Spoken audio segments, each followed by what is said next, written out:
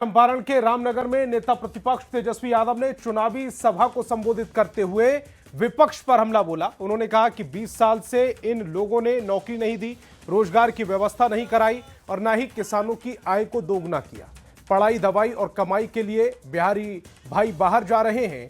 वहीं सरकार बनने पर हर परिवार के एक सदस्य को सरकारी नौकरी देने का दावा किया और जनता से मौका मांगा है।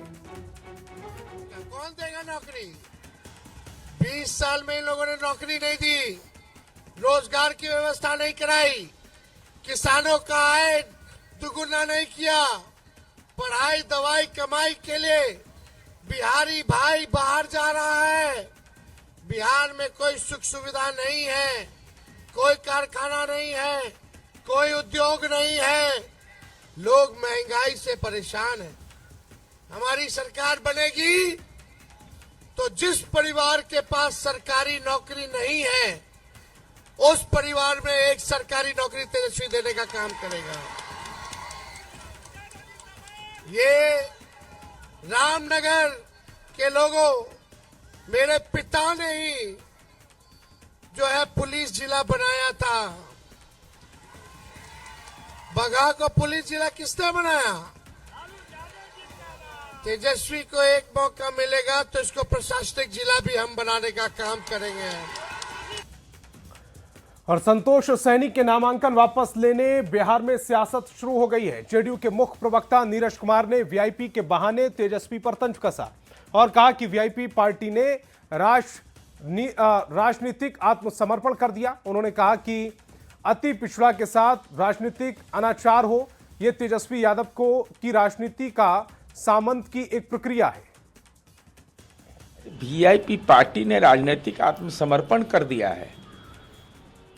ये सीधे तौर पर दिखाता है कि आप उम्मीदवार देके विड्रॉ कर रहे हैं। किसके दबाव में आपने विड्रॉ कर लिया? कौन है गुनाहगार? वीआईपी पार्टी का इतिहास जानिए।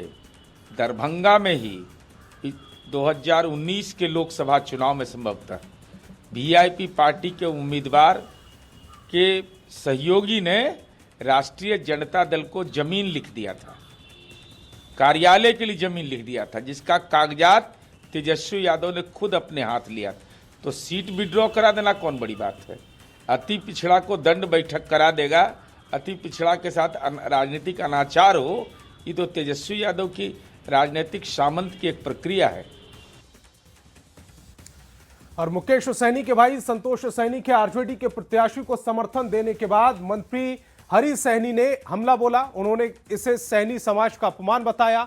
उन्होंने कहा कि वीआईपी पार्टी के राष्ट्रीय अध्यक्ष संतोष सैनी ने निजी स्वार्थ के लिए घुटने टेक दिए।